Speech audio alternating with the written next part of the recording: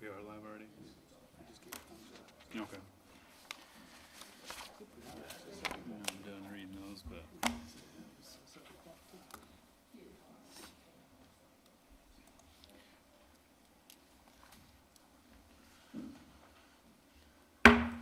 Evening, everyone.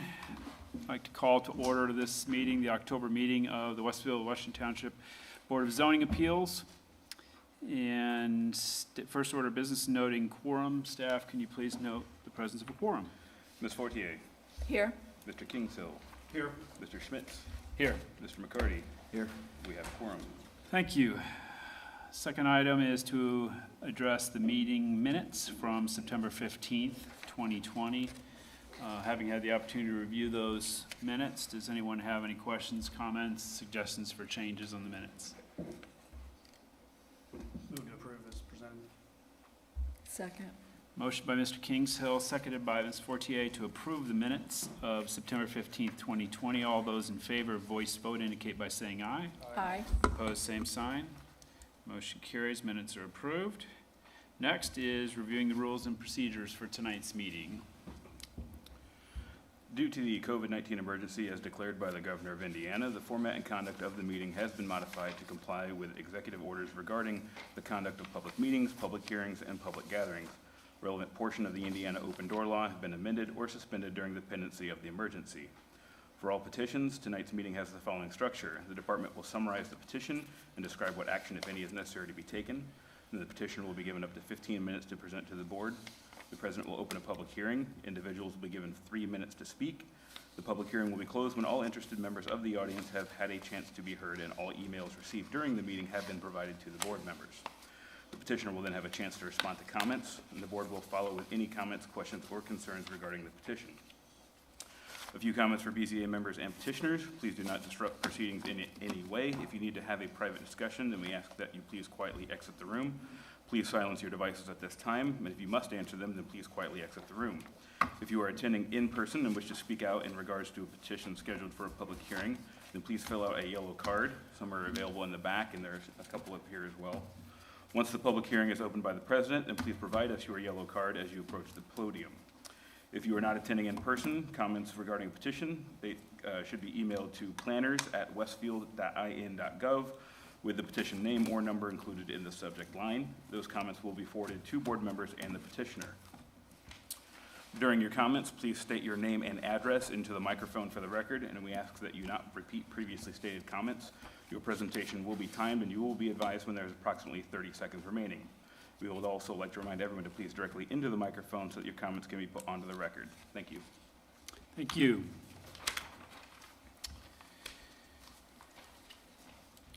The first items on the agenda, first 3 items, have some common aspects and some different aspects. They're all in the Hidden Oaks subdivision in Bridgewater, and they're all at different stages. We have 15621 Hidden Oaks Court. Public hearing was completed and action was taken. However, findings of fact are for consideration yet this evening. The second item, the Bowyer's property at 15533 Hidden Oaks Lane. That property, we conducted a public hearing, and my understanding was that, not my understanding, we continued that matter for consideration this month. The final of the 3, the Kramer's property at 15519 Hidden Oaks Lane, there was no consideration, no public hearing, no action, did not even commence consideration of that matter. So we're at a different stage. These are all variances to permit swimming pools, similar fact patterns. We have 1 public hearing yet to conduct. I guess an initial question, we have the Bowyer's is captioned as continued. Does that mean continued tonight or continued to tonight? Tonight, okay. So basically, all three are here for consideration this evening. From either the legal perspective, Brian, or Dane, from a staff's perspective, do you have an approach of what we should take to these cases? Well, I mean, I can, from the staff perspective, at the conclusion of the September 15th BZA meeting, it was requested that the three petitioners meet with the neighbors and have some sort of a neighborhood meeting regarding these petitions, and the petitioners have completed this request and do have a presentation for you tonight. So before any action on any items are taken, I do think it is in the best interest of the board to hear from the petitioners or their representatives regarding that meeting. So essentially get a report as to the meeting, and then we'll conduct action, including the public hearing later on the single item then. So we turn over to the petitioner now as to reporting back on what we asked them to do. Is the, John, you represent all three? Yes, sir. Probably then to get an update as to the information you were hoping to glean from that. After that, then perhaps conduct a public hearing on VS 27 and then go back through them in order. The first one having already been voted upon, you can either adopt the findings as presented or move to reconsider it tonight and make a different finding if you wish, or confirm the one you had. And then go through VS 27 and then finally, 26, then 27. Is that too confusing, or is that, I think that's the least confusing, but I'm sitting here. I think that makes sense. I think basically what we're doing is we requested that the petitioners conduct their public hearing, conduct a meeting of neighbors. And so initially, we're opening the floor to those three petitioners to report back to us. And I assume that's what you're here to do, John. If I may, Mr. Schmitz, I want to make, John Dobish, for the record, John Dobishay was with Nelson and Frankenberger. Swear affirm to give truth and testimony. I do. Thank you. John Dobishay was with Nelson and Frankenberger. We represent the three individual petitioners. Jim Schinover is also present from our office. The three applicants, Pete Davis, Steve and Joni Beyer, Paul and Caprice Kramer, are the three petitioners. I just want to have a clear understanding, and my preference would be to handle all three independently, and I'd be glad to provide you testimony and evidence on the request that you made and our understanding of what was conducted at the last meeting, and then if you could pick up and make motions to reconsider, as as Mr. Zager indicated, the matter regarding Davis, because it is at a different stage than the other two, and then Booyer, which the public hearing was already conducted, and then finally Kramer. And if it's the intent of the board to receive additional testimony or evidence from the public on any one of those matters, we don't object to that, but we just wanted to make a clear record for each individual variance as it would move forward, so that there's a clear record of the board's decision. Yeah, I think that would be, eventually that's exactly where we would go. And you were going to say something? I just want to make sure that VS 27 gets its public hearing. Correct. Yes, sir. And not mix it with the other two. Okay. I think we would allow you to have initial presentation, particularly reporting back on whatever happened with the neighbor meeting. And then at that point, we would move on to the public hearing for 27 and work our way backwards. Okay. And finish that public hearing, and then we could deal with reconsideration of those other cases. Does that make sense? It does, just so we have an independent record on each individual case. Correct, we would have to do that. With that, if I may continue, with that in mind, I'm going to hand this to staff and have staff pass this out to the other board members. If you could give the extras when you're done passing that out. As they're passing it out, if staff, you could queue up the Davis slides, the Exhibit 5 there, Davis exhibits, and then if you can queue up the other two behind it, I might ask you to toggle between the two.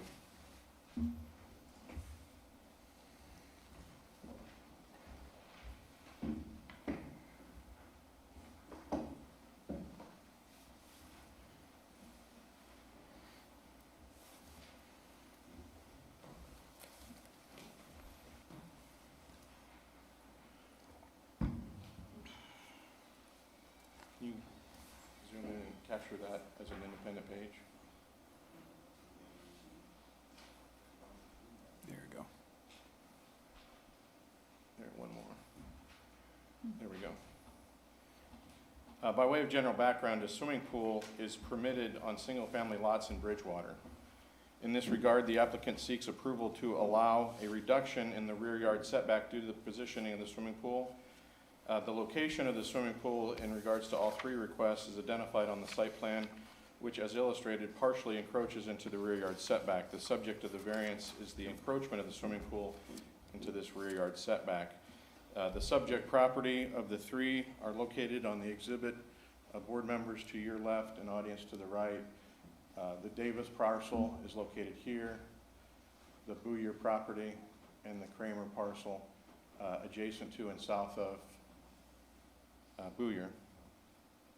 At your last meeting, the board suggested that the applicants reach out to surrounding neighbors and have a neighborhood meeting. The applicants followed that suggestion and sent notice of a neighborhood meeting, which they held on September 28th at the Bridgewater Club. A summary of that meeting has been submitted for the record and consideration by the board. That was attached to the agenda, as well as the exhibits that I have on display for the three matters as we move forward.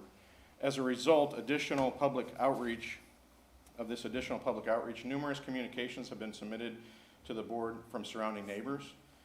Staff has distributed the exhibit which we have prepared, which illustrates the property of which residents who have provided communication in support of the requests.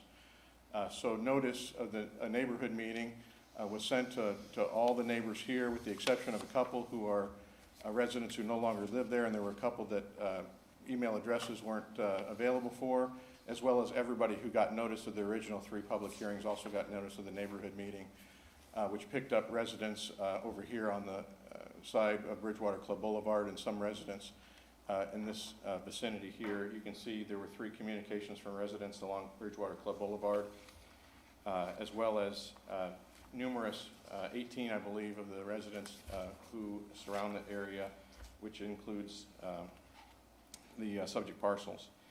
One communication in particular was from Mike Deck.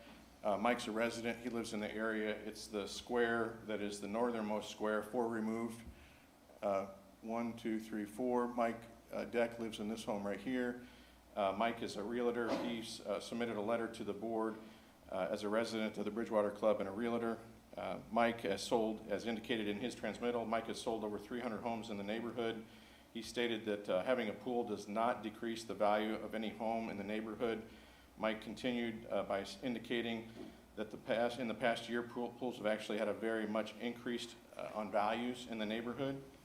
Mike notes that the subject buffering is important, and he indicates that he does not see any reason why, with proper buffering, that the pool could not be another added benefit to the property, as well as those residents who live along the street. Additionally, it's our understanding, and this was discussed at the neighborhood meeting, that the approval of a variance doesn't establish any precedent. Dave Mantle at the Bridgewater Club was in attendance at our meeting. He's also present this evening. He described the precedents over the last 12 years in the neighborhood. He had indicated that there were varied setbacks along the golf course, whereas variances had been requested in the past, in particular with regard to pools. And he thought there had been about 5 variances a year over the last several years, and that the subject variance request did not establish any type of precedent. I think it was important to have that description at the neighborhood meeting and provide that information to the public. We prepared and submitted the exhibit that's now on display, and similar exhibits for the other 2 matters. I'd like to walk through each one of those for you, because I think it provides you some additional context with regard to each individual request. Staff, if you can advance to the next slide. This is a zoom in of that area where the subject parcels are identified. Davis is here with the pool, the pond that was described earlier. We've added this note. This is 300 feet plus from one side of the lots that are adjacent to the golf course to the other side. That's roughly the distance of a football field. If you've been out to the site or you've traveled this section of cart path, you'll note, looking across that all these dots represent a significant line of evergreen trees that are on the east side of the golf course property, in line with the homes that are along Bridgewater Club Boulevard here along the east side of the site. So this just provides some context. The pond that was described I don't think there was a good image of that for consideration by the board, as well as some note here as far as the scale of this exhibit to show, you know, in essence, a football field distance between the rear of these lots where the subject pools will be located and lots on the other side of the site. The next exhibit, if you would, staff, please. If we can zoom out just one more time, so we can pick it all up on the, great, that's great. This is the site plan that was originally submitted by the Davises. All we've done to that exhibit is highlight the setback area, and then in blue, identify the location of the pool. I think it was perhaps a little more difficult for the board to distinguish what we were talking about in terms of where the encroachment existed. And this is important, and as I'll describe in a minute, there are conditions that we're going to ask the board to consider to be attached to the approval that we would request of these three variances. And the exact position of the pool, the landscaping that is proposed around it, and a couple of additional conditions I think are relevant to all three of these requests. So this shows you on the Davis property, there's a 50-foot setback, and the encroachment here would be a 35-foot setback. But as I'll indicate later, it's specifically regarding the pool. We couldn't construct another structure all within 35 feet. The approval would be granted subject to it only applying to the pool itself. This takes the aerial map and places the pool in context with where it would sit on the property to give you a little bit more context. Staff, if you can advance. And then we asked the Davises, and the Davises provided, you can see these little white dots here. Those are actually flags the contractor put on the backyard so we can help illustrate to the board the position of the pool in relation to the home. This top image is an image of somebody on the golf course looking toward the property. Of course, as I indicated previously, there's a pond in that location, so the only reason for somebody to be over on that side of the golf course is if they really misplayed their ball and shot clear across the pond onto the other side adjacent to the Davis property. This likewise is a photograph. Now I'm standing at the house looking east, and you can see the substantial tree line that exists on the back side of the Davis's property as it's shared with the golf course. You can make out the pond in the background, and then you can, while though it's obscured by trees on both sides of the golf course, make out the homes that are 300 yards plus, 100 yards plus, 300 feet plus on the other side of the golf course, one of which is Mr. Deck's home, the fourth one removed up from the intersection. Staff, can you jump to your slides?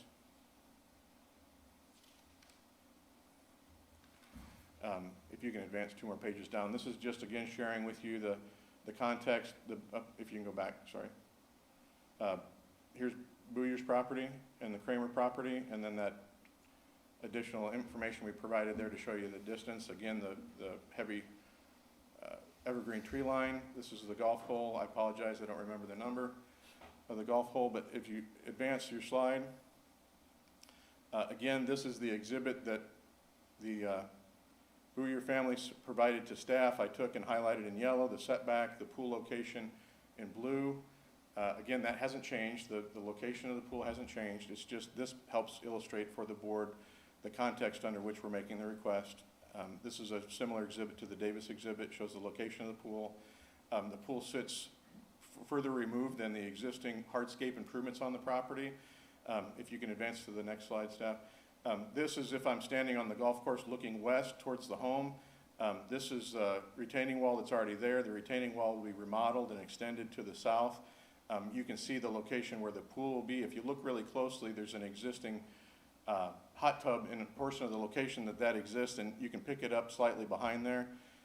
This is an exhibit standing on the Bowyer's patio looking towards the Kramer home. This is the Kramer home, and the pool location. This is the hot tub that exists today, or the spa.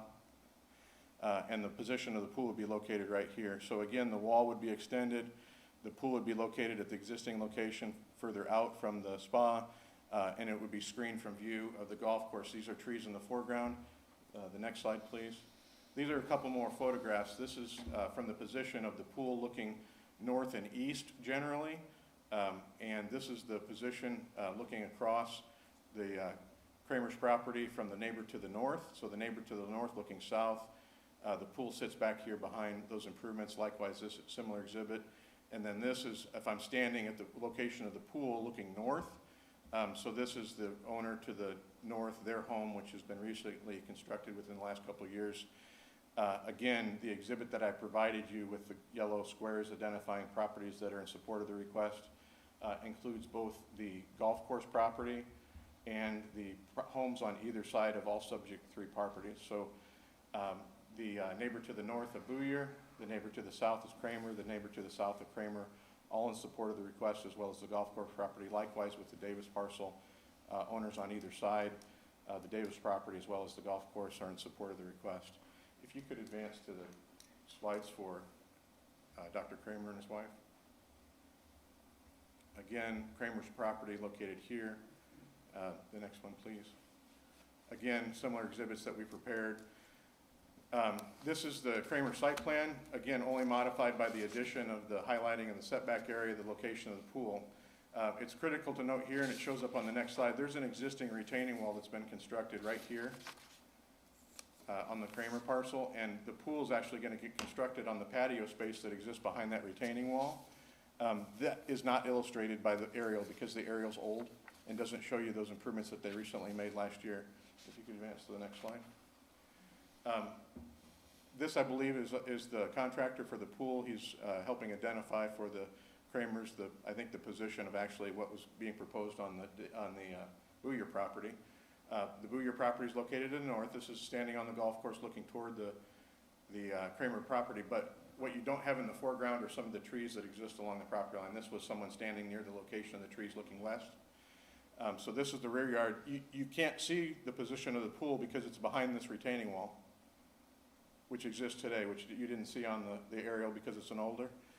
This shows that retaining wall, so I'm standing at the home looking toward the golf course. Again, you can see the intervening trees. The large stand of numerous evergreen trees that exist on the other side of that golf hole before you get to the homes, which are on Bridgewater Club Boulevard. You can see a rooftop of one of the homes right here. So I'm standing at the Kramer residence looking east. The retaining wall sits behind the pool, so really nobody on the golf course is going to see the pool because it'll be on the patio side of the retaining wall that the Kramers have constructed on their property. In conclusion, and to wrap up the presentation, as I foreshadowed, we're proposing to add some additional conditions and restrictions. These are things that we would ask for the board's consideration of in approving the request. Staff, I want to ask you to pass this out. There's 3 sets of these because all the same fact pattern exists for all 3 requests. This is the findings of fact and exhibits that we shared with Davis, and we also have the same set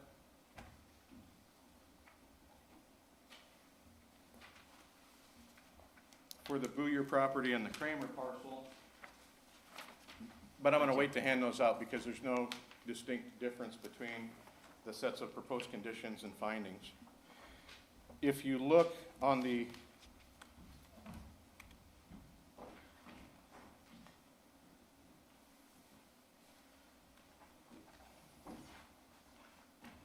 at the top of that first page of that handout, I'm going to track it instead of my notes because I want you to be able to follow along. The variance explanation I already provided at the beginning of our presentation. And all 3 applicants would like to amend their request to add these 3 conditions. Staff has already recommended one with regard to Booyer and Kramer. And it would be that the variance is applicable to the swimming pool only and hardscape and generally hardscape as generally illustrated on the site plan. The swimming pool shall be installed in substantial conformance with the site plan as determined by the director of the Westfield Department of Community Development. What does that mean? It means we don't get a building permit if we file something different than what we've shown you with the variance request, and that the variance only pertains to the location of the pool and the hardscape. We can't later come and add a building addition onto the house and rely upon that reduced setback. It's exclusively for the pool and the hardscape. The second condition, which would apply to all 3, would be that the swimming pool accessory shall not include the installation of a diving board or slide. You heard at your prior meeting there was testimony provided that suggested that there might be some noise issues with this. These are sport pools. They aren't your typical 9 or 10 or 12 foot deep pools with a diving board and a slide. They're typically 3.5 to 5 foot deep. They would not, as we've proposed, not include a diving board or slide. And third and finally, that landscaping and screening, as we've described and as illustrated on the site plan, that would be provided at a minimum. Of course, we could supplement it and add more than that, but at a minimum, each individual owner would add that as generally illustrated on the site plan. They might change a species, they might move a position of a tree slightly, but that would be determined and reviewed by staff at the time a C of O is issued for the improvements on the property, which would include the swimming pool. We offer these above conditions and limitations relating to the character, location, landscaping, and screening of the subject pool setback. These are included in the request to prevent any potential of adverse effects upon the property and improvements in the vicinity of the subject lot. Such conditions, again, we're expressly asking to amend the petition and include for the approval consideration of these variances. Last are the findings of fact. There are 3 findings of fact that we understand the board is required to address and make as part of any consideration. The first would be that the approval of the variance will not be injurious to the public health, safety, morals, and general welfare of the community. I'm going to pause and take a drink. Apologize. Staff had suggested to make findings, and we're not asking you to supersede or replace those findings. We would supplement those findings. And they would be supplemented as follows regarding finding of fact number 1 regarding the general public safety, health, and welfare of the community. A swimming pool, as I indicated, is permitted on single-family lots in Bridgewater. All associated attributes of the pool, which is permitted on the lot, are the same regardless of the position on the lot as it relates to the community. The characteristics of the pool in general and the impact of the pool on the areas adjacent to the property are not the subject of the request. The idea being a pool's permitted. We can locate the pool a few feet over this way, we can locate it a few feet over that way, and it's our position that that location is going to have no demonstrable impact on the community. This is finding of fact number 1. The request for the variance, regardless of location of the swimming pool, which is permitted and relates to where the swimming pool is positioned on the lot, is specifically to the rear yard of the lot internal to an existing subdivision and will have little, if any, impact on the community. The proposed site plan also provides for significant landscaping and screening, including the rear of the lot along the golf course, which has been reviewed and approved by the Bridgewater Master Association. As a result, the approval of the proposed variance allowing the reduced pool setback will not be injurious to the public health, safety, morals, or general welfare of the community. That's finding of fact number 1 that the board's asked to consider. In considering all variances, we are asking you to consider these variances with the petitioner supplementing the findings that have been recommended by staff. Finding of fact number 2 that all variances are subject to. The use and value of the area adjacent to the property included in the variance will not be affected in a substantially adverse manner. Again, staff has offered findings. We would supplement those findings as follows, and included in the written testimony that I provided you this evening, which we understand is going to be part of the record, but I think it's appropriate to address this now. I won't belabor it with each of the individual 3 variances as we move forward, as we understand the testimony that we're providing you verbally as well as in writing is equally as applicable. As noted above, and that's regarding condition or finding number 1, a swimming pool is permitted on single-family lots in the Bridgewater subdivision, and all associated attributes of the swimming pool, which is permitted, are the same regardless of the position on the lot. The characteristics of the swimming pool in general and the impact of the swimming pool on areas adjacent to the property are not the subject of the variance request, i.e. noise generated from the pool isn't going to be different whether it's positioned at the subject location or 5 foot removed or outside of the setback.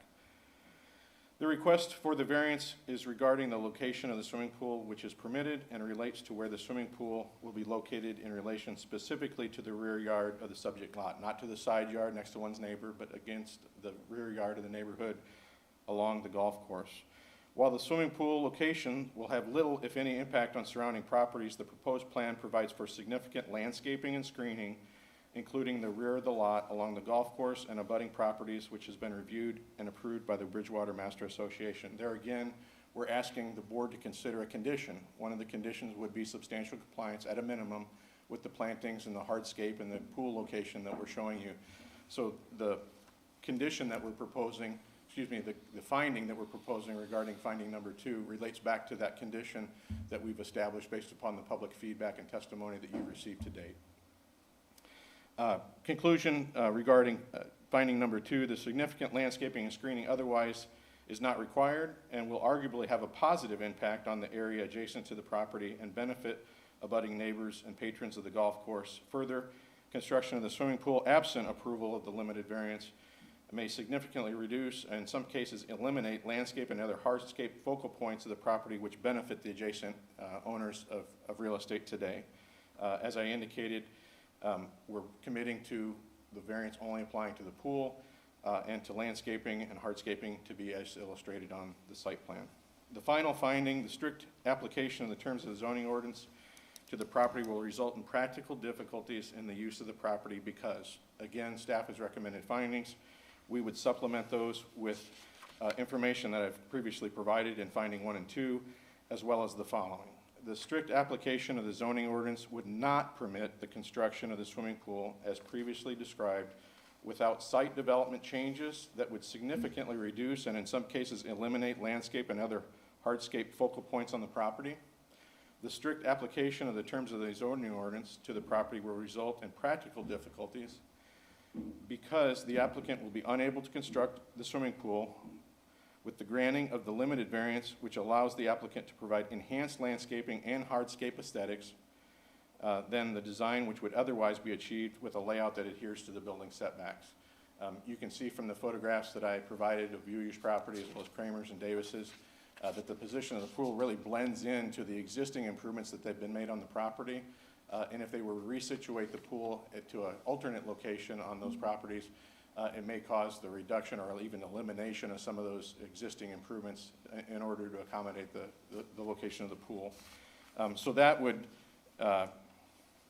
conclude our presentations really on all 3 matters. I hope the board has had an opportunity and looked at our neighborhood report that's structured similar to, I know some of the other members on the board are also on the Plan Commission. You typically don't see neighborhood summaries as part of BZA matters, but again, we were being responsive to your suggestion, which was to reach out to all the neighbors and get additional testimony provided to the board so you could have a more well-informed decision in front of you before you took final action or made a final determination on each one of the requests. To that extent, if you have any questions from us, we'd be glad to answer them now independently or I guess collectively regarding the 3 matters, or as you make motions and take up the 3 requests, answer the questions at that time. John, do you have a request on the Davis petition? Since they already voted in the negative. Do I have a request? Yes. Our request, well, let me put it this way.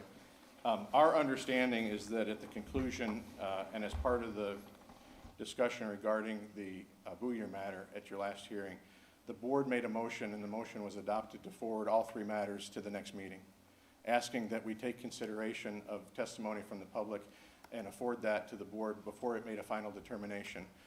Further, it's our understanding that by statute, you don't take final determination on a matter until you adopt findings and you adopt minutes. You haven't adopted findings.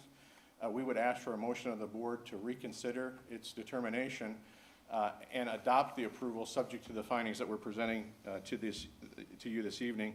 And it's further our understanding, because we've taken a look at the board's rules of procedure, that the board has this discretion. It's clear that the board has the discretion to reconsider matters in advance of adoption of the findings of fact. We just would like an affirmative motion made to that effect and for the board to take then action based upon its motion to reconsider the request, so we have a clear record of the board's approval of the request in the event the board would elect to reconsider the matter and approve it subject to the findings that we've provided. Is that the... And then Brian, what approach would you recommend, at least in terms of order, to address these 3 petitions?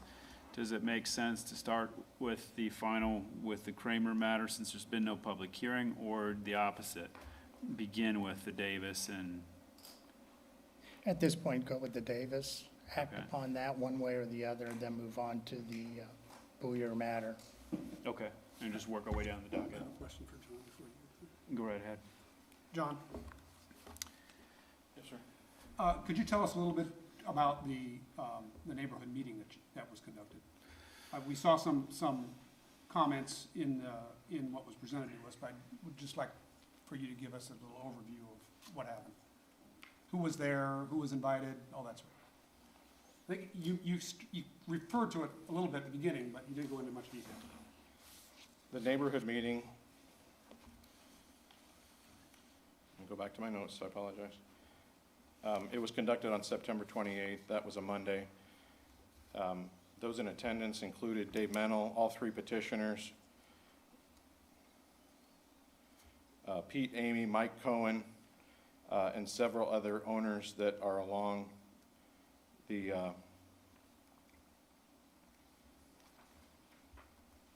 internal. I apologize because I'm looking through my notes here to find the. Well, there was a list that was submitted, so, Yeah. of names, so that's okay. So if we go back to that exhibit that shows the site location, I can point out some of the other owners that were at the meeting. I believe the Lewises were there. Pete Amy, who lives right here, was at the meeting. This is Davis's property. Booyer, of course, Booyer and Kramer were there.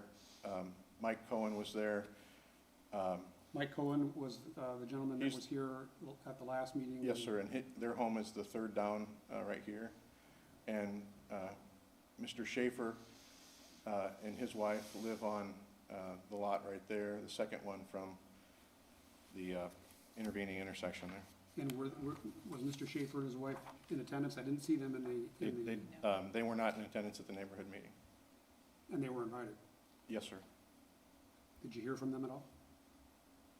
I didn't hear from Mr. Schaefer. I think he sent an email transmittal to some other neighbors. That's part of your record. He also provided written testimony to staff earlier today, which is part of your record. I didn't see that. Thank you. Any other questions for petitioner while he's at the microphone? Just to jump in, since we're talking about public comments that have been received, there were 2 additional emails that we received later today that were not able to be printed off. We forwarded those to you this evening, so they should be in your inbox. So Okay. please find those as well. Yeah, let's take a couple minutes Were then. they generally Gives- in line with all these others, or were they, was there anything new? One of the emails, I can go ahead and read one, was from a Joey Kavanaugh, who was writing in reference to the request for forgiveness for the variance request, basically. He believes the request takes away from what the community was built for. If a pool is what is wanted, it should be built within the current requirements. So that was a request against the vote. And then we received an additional one from Judy Cohen, I'm assuming related to Mike Cohen, that was very much in line with his comments that you have there. It's a substantial one, so I won't read that, but you should have it in your email. Thank you. I want to take a quick moment to read through these.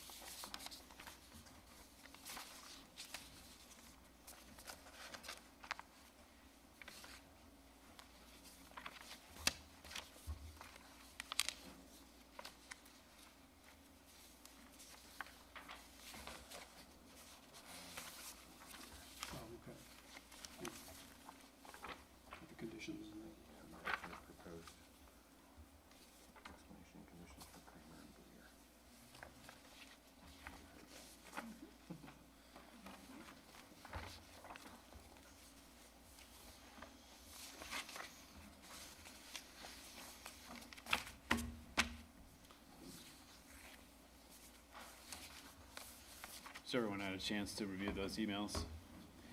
Okay, as to the first item on the agenda, 15621 Hidden Oaks Court, Pete Davis is the petitioner. It's basically within our discretion at this point to move forward with the consideration of the proposed findings of fact presented by, submitted by staff, or we have the discretion to reconsider this matter. So I'll open the floor to that determination of which way, which direction the board wishes to go on that matter. I would just make a motion to grant the request to reconsider. I'll second. It's been moved by Mr. Kingshill and seconded by Mr. McCarty to reconsider the motion to deny, And which, I want to comment basically that there was some, at our last meeting, after we acted on this matter, there was additional information, additional testimony that was given that was relevant. And then also the additional information today causes me to agree to reconsider. so the motion's been made by Mr. Kingshill to reconsider the action taken at the September BZA meeting on this petition 2009 VS 25, seconded by Mr. McCarty. And I presume we need a roll call vote for that. Yeah, we can do that. To be clear, Mr. Kingshill, the additional testimony that you're referring to that you received after the initial vote was during, Was during the The meeting. Yes, it BZA was on meeting. the other two matters, or the other one matter particularly. yep, thank you. Yes. Sorry. Vote? Is to reconsider the petition. Mr. Kingshill, Yes. Mr. Schmitz, Yes. Mr. McCarty, Yes. Ms. Fortier, Yes. motion carries. Thank you. So the matter before us is basically, the floor is open for a motion on the petition as it was originally presented, and have the discretion to consider the modified, well, the conditions that were offered by the petitioner this evening. And just for clarification, Mr. Dabashewitz, you've presented for each petition the handouts. Are they identical in text for each, or do They they are, but vary? include the different exhibits attached to each, which That are would the vary ones we for the- reviewed on the screen. Okay, but at least as far as the conditions, they're identical from handout to handout? Yes, sir. Okay, thank you. So do we have any, this one, the public hearing is complete, and we've heard from the petitioner, so are there any further questions? Or I'll open the floor for a motion. Yeah, yes. I just want to state that with, tonight we have, there's an overwhelming body of evidence here, or of testimony from neighbors that are in support of this variance. Overwhelming in terms of when I weigh it against those neighbors that have voiced an objection. And we have not only neighbor support, but also additional testimony with regard to value, which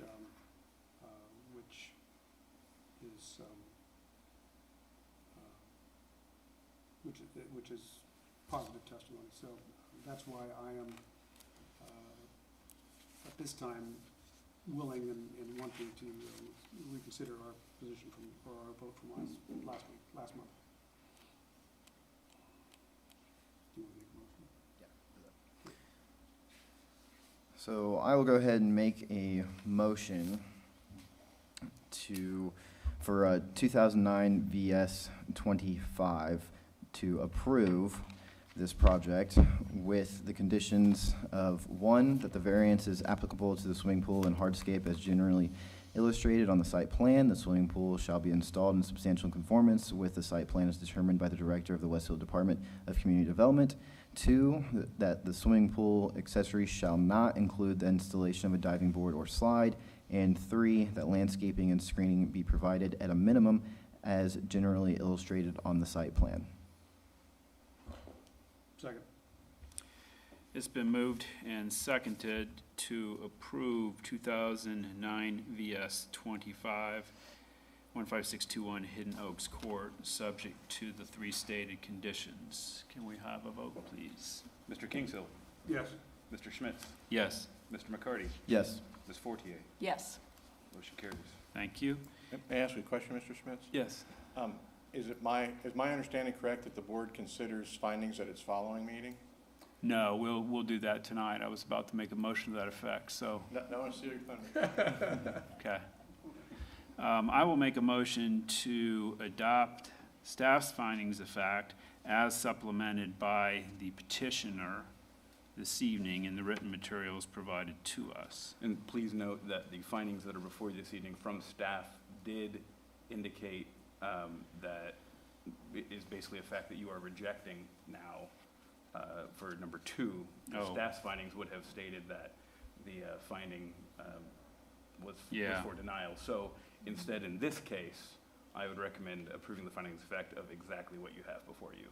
Thank you. I'll restate my motion. I'll make a motion to adopt staff's, or I'm so used to saying it. I'll make a motion to adopt the findings of fact for 2009 VS 25 as presented by the petitioner in writing at the meeting, at the hearing. Second. Second. Motion by myself, seconded by Mr. Kingshill, to adopt the petitioner's presented findings of fact. And all those in favor, voice vote, indicate by saying aye. Aye. Opposed, same sign. Motion carries. So we move on to the next matter, which is 2009 VS 26, which is the Booyer petition. In that instance, we did not take action, however, we did have a public hearing.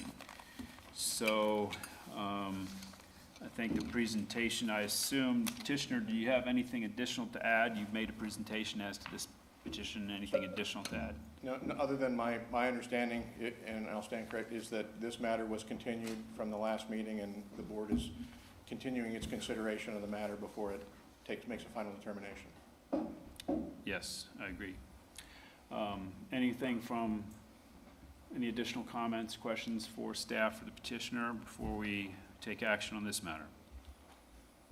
Hearing none, I'll entertain a motion. I'll make a motion to approve item number 2009-VS-26 with the following conditions and limitations. Number 1, that the variance is applicable to the swimming pool and hardscape as generally illustrated on the site plan. The swimming pool shall be installed in substantial conformance with the site plan as determined by the Director of the Westfield Department of Community Development. 2, that swimming pool accessories shall not include the installation of a diving board or slide. And 3, that landscaping and screening be provided at a minimum as generally illustrated on the site plan. I'll second that motion.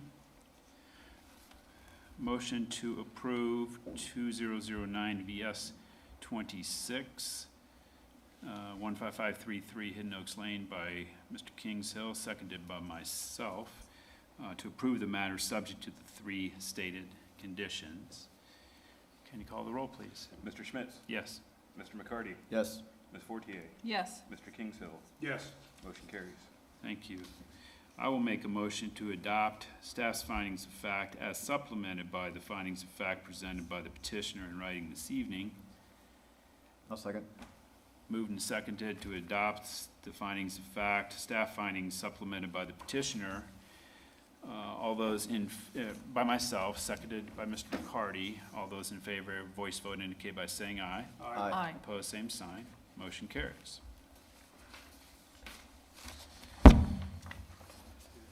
So that takes us to the 2009 VS 27 15519 Hidden Oaks Lane. This is the Kramer property. And that petition, we did not begin last month, so we do need to have a public hearing, I believe, right? That's correct. So I will open the public hearing on 2009 BS 27 at 7:50. Do we have any cards? We do not. Would anyone like to speak on this matter? The 2009 VS 27 15519 Hidden Oaks Lane, variance regarding pool location. Seeing none, do we have any additional emails? Not yet. Give it a minute. Hmm?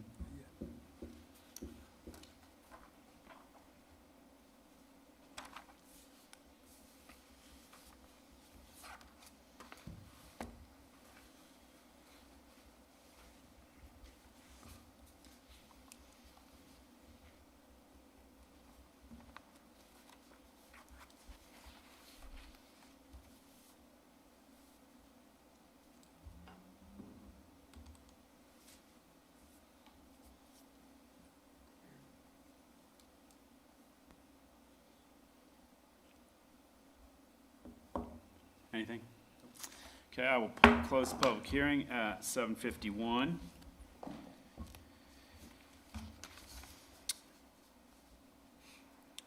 Open up to the board for any discussion and/or action to be taken on this matter.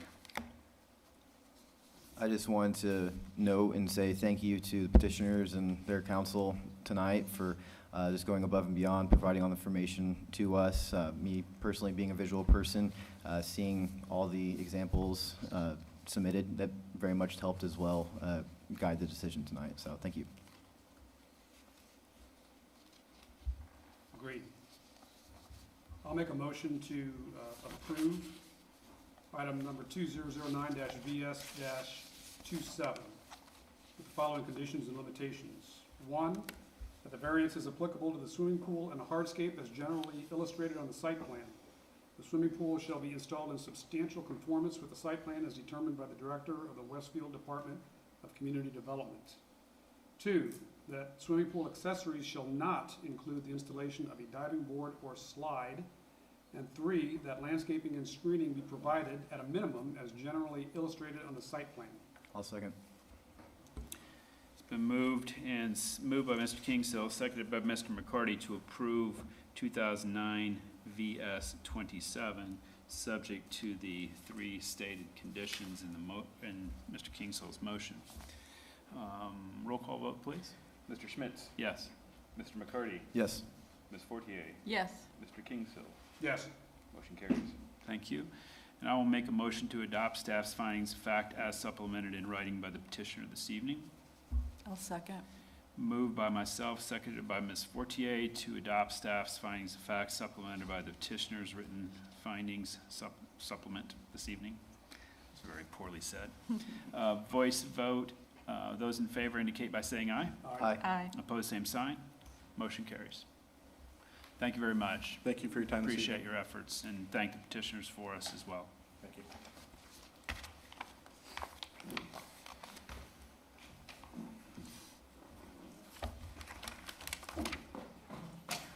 Next item on the agenda is 2010 VS 28.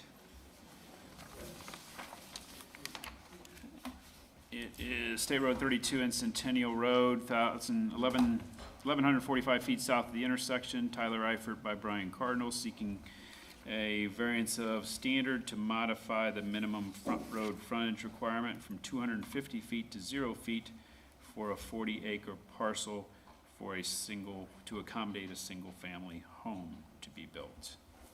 And that is Mr. Crabtree. Good evening, members of the board. For the record, Dane Crabtree with the Community Development Department. The item before you this evening is a variance of development standard request to modify the minimum road frontage from 250 feet to 0 so that one single-family home may be built on a 40-acre parcel approximately 1,145 feet south of the intersection of State Road 32 and Centennial Road. This parcel is completely landlocked. Technically, it is legal nonconforming as the parcel has existed in this in its current manner prior to zoning be established in 1977. An access easement, which was recorded in 2019, does exist from Little Eagle Creek to the Eagle Creek Avenue to the subject property through property currently owned by the representative of the petitioner, Brian Cardinal. Yep. If the property were ever to be further subdivided beyond what exists today, additional variances would be necessary. This item has been properly noticed and advertised. The department has received 2 letters of support, which have been provided to you this evening, both from the only 2 adjacent property owners other than Mr. Cardinal himself. The representative for the petitioner, Brian Cardinal, is present this evening. He does not plan to make a presentation, but is available for questions, as am I, if there are questions of staff. Thank you. Okay, thank you. I will go ahead and open the public hearing on this matter at 7:55. Petition 2010 VS 28. Do we have any cards? No, sir. Give it a minute. While we're waiting for that time, just to clarify, as to a concern that only a single-family home be built there and nothing beyond that, you indicated that in your comments that further action would be necessary if anything, if the property is being subdivided less than 40 acres, or if anything beyond a single-family home would be built. That's accurate, and however, if the board would like to add a condition that the variance is subject to the condition that only a single-family home and accessory buildings pertaining to that can be built on the property, if Mr. Cardinal is okay with that. Based on conversations I have had with him, I think he would be agreeable to that, but I don't want to speak for him. Sure. I guess I'd just soon not bog it down if we feel comfortable that they would not have that ability without taking further action, then why bother, right?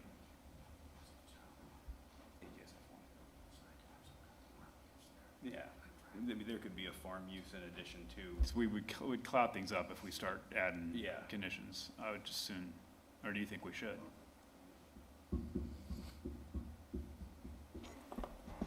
What I asked was what the current zoning is, and given it's AGSF 1, and you were considering a variance condition based upon single-family home only, that may be something to consider, given the fact that at AGSF 1, a variety of uses would be consistent. That could incur a lot of traffic, Okay. if that's what you were headed for. Have you had any more comments? I'm going to close the public hearing if we haven't, or emails, I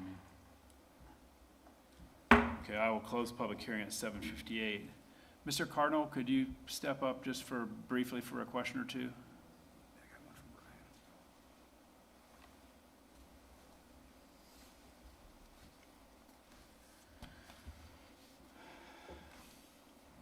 No, yeah, you can come up. I didn't mean to stop you. Hello, yes, Swear or affirm to give truth in testimony. absolutely, yes. Thank you for stepping forward. I just wanted to clarify, one of the concerns I had was that when we get through this process, that the commitment is made that it would just be, the property would be used solely for a single-family home. So is there anything, if we were to limit the variance to make that a condition of the variance, is that something that the petitioner would be agreeable to? Yes, yeah, I believe so, yes. Yeah, yes. Okay. And does that I mean, you have a certain amount of accessory structures that would be permitted.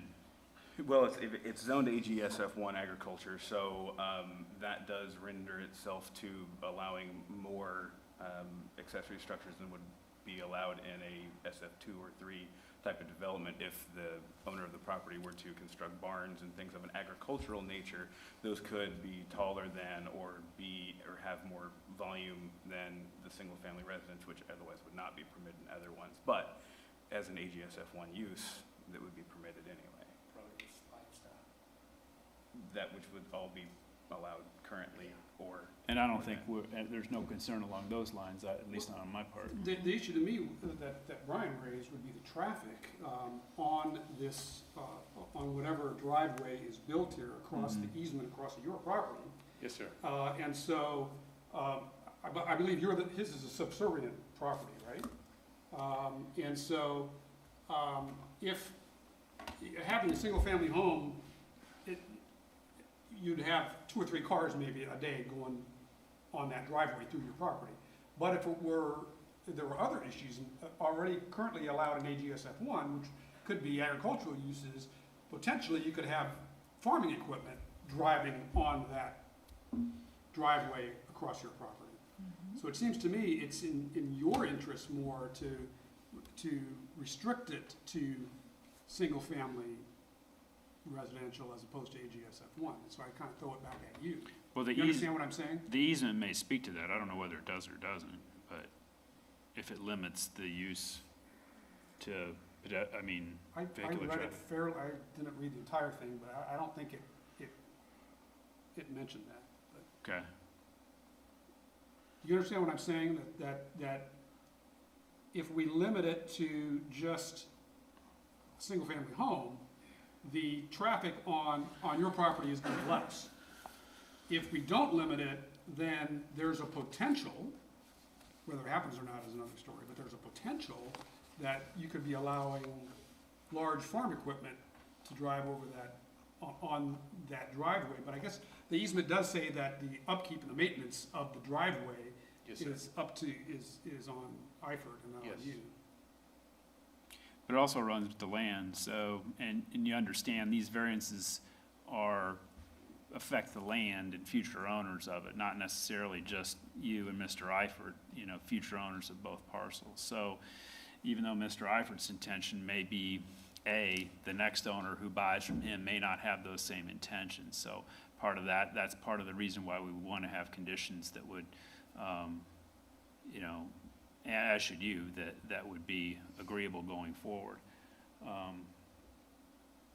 I think my concern is really with the number of residences, not anything beyond that. So if anyone, Asking you if that's a concern. That was a question to me. All right. Yeah, This is I'm- great. For the record, this is great. Two questions, sir. One is, are you concerned about the kind of traffic this easement may generate because of the use? No, sir. Number two, are you interested in restricting the amount of single-family residences that can go on that parcel?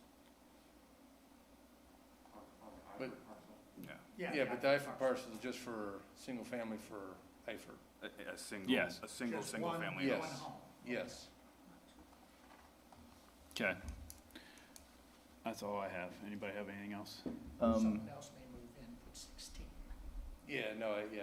That's not gonna happen. Okay. Just two questions. Comparing the exhibits, well, with this map that's on the screen now, and I think there's also one below it, at least on my screen there is. Yeah. So the red line on the top one and the kind of shadow line on the bottom, is that the outline of where the driveway is going to be? Yes. Okay. And this isn't really germane, but I was just curious, is Tyler Eifert, is that the football player Tyler Eifert or a different Tyler Eifert? Yes. Okay. Interesting, good to know, since he is from Fort Wayne. And John, the gentleman before me, did not prepare that exhibit. That was done by me, for the record. It was a good job. That was not the ordinary presentation. No, the great thing, I'm sitting in the back and I'm seeing the bullets and I'm like, oh my goodness. All right, anyone, any other comments? Or if not, I'll entertain a motion for consideration of this matter. Are we making any conditions, or? I would like there to be one. Perhaps maybe I'll make the motion. Yeah.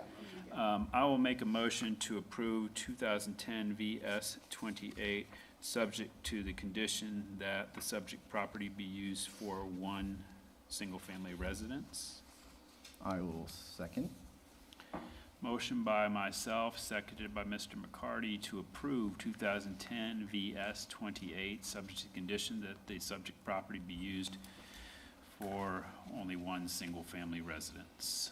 Roll call vote, please. Mr. McCarty, Yes. Ms. Fortier, Yes. Mr. Kingshill, Yes. Mr. Schmitz. Yes. Motion carries.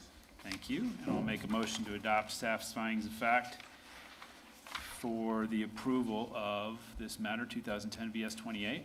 Second. Moved by myself, seconded by Mr. Kingshill, to adopt staff's findings of fact for 2010 VS 28. All those in favor, voice vote, indicate by saying aye. Aye. Opposed, same sign. Motion carries. Thank you. Thank you. You did a fine job. You got done sooner than the last guy, too.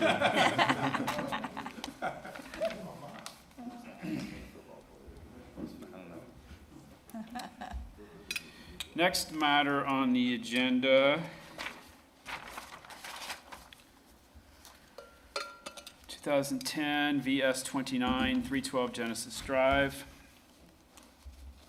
And it is a petition for variance of a development standard to build a pool that encroaches on the rear yard setback feet, 7-foot encroachment into a 30-foot setback. And that is Mr. Harris.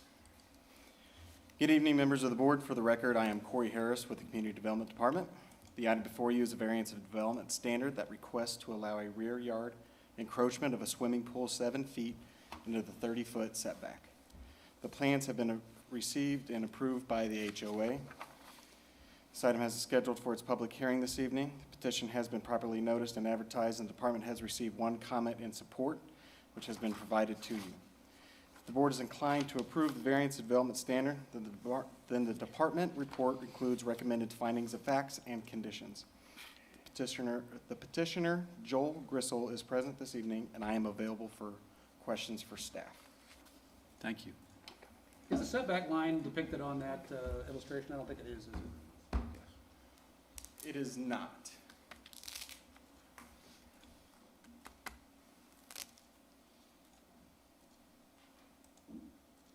I believe it would come in approximately, They're showing 23 feet to that one line. yes. So what, So, And I can't tell, is that a cement sort of decking around it? mm-hmm. so is the decking allowed to, is the concrete allowed to encroach? Yes, the measure, as defined, is, the measurement is to the edge of the pool, Okay, to the property line. okay. So the concrete is no issue, it's just where the pool starts. Exactly. Gotcha. Okay. Any other questions before we public hearing? I will open the public hearing on 2010 VS 29. Wait, did you tell me they're not going to, petitioner will not make a presentation? No, Okay, they will not. okay. I will open the public hearing on this matter at 8:07. Do we have any cards? Kevin, any cards? No cards.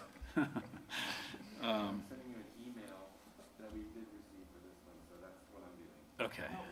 We knew you weren't watching the There's an football game. additional email above and beyond what we already have? I'm getting ready to hit send. The email Okay. received is in support of the petition. Support? Yes. An additional one in support? I'm not sure Oh, okay, gotcha. of the person who. We'll sent look at earlier, that when it yeah. comes through.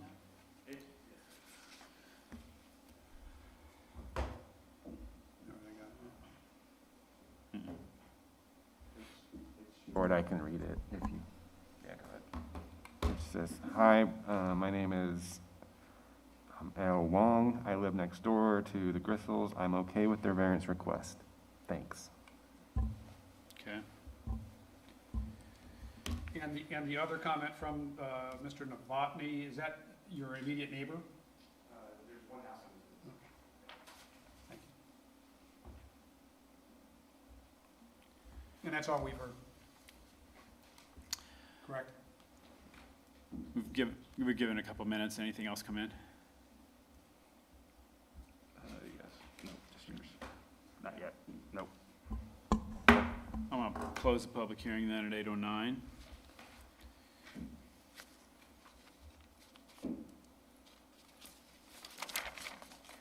Any questions for staff or potentially petitioner regarding this petition?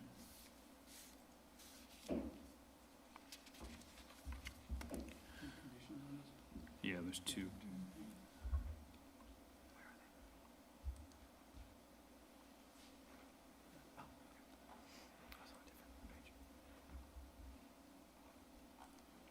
I'll go ahead and make a motion to approve 2010-VS-29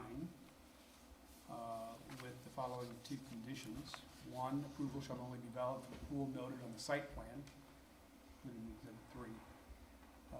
2, construction shall be substantially compliant with the site plan, also Exhibit 3. I'll second. Motion by Mr. Kingshill, seconded by Ms. Fortier to approve 2010 VS 29, subject to the 2 recommended conditions stated in the staff report. Roll call vote, please. Ms. Fortier, Yes. Mr. Kingshill, Yes. Mr. Schmitz, Yes, Mr. McCarty. Yes. Motion carries. thank you.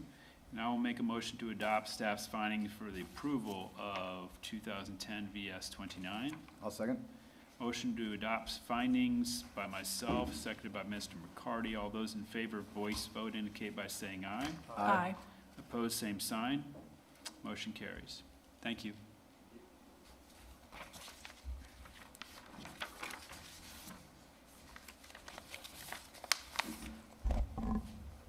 Point of clarification on this next item, the docket number is actually 2010-VS-30.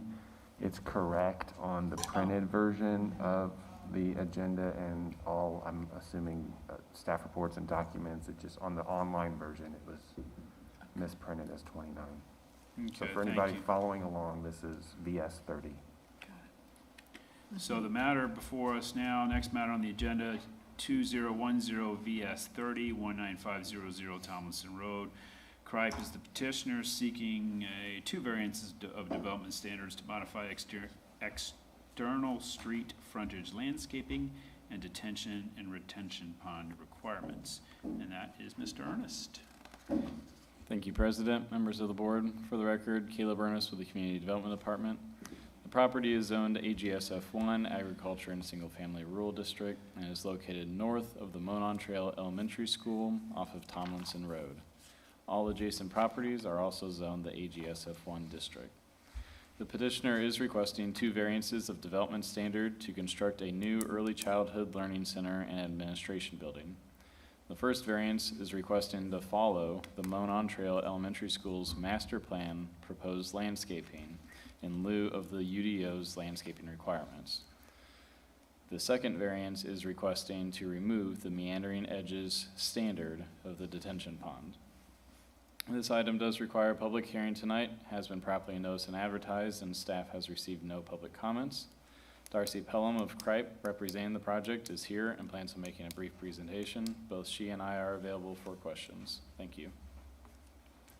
Thank you.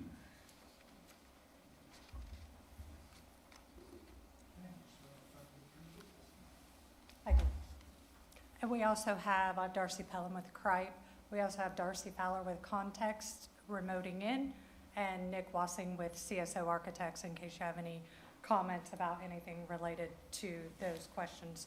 So what we're actually requesting is a proposed landscape along Tomlinson to match the existing, what's planted in front of Monon Trail Elementary, to 26 shade and evergreen trees, 18 trees, and 217 shrubs from the required 18 trees, shade trees, or evergreen trees, 12 ornamental, and 143 shrubs.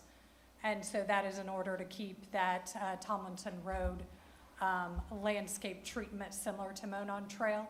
A little bit of background about this site is that we're calling a master plan.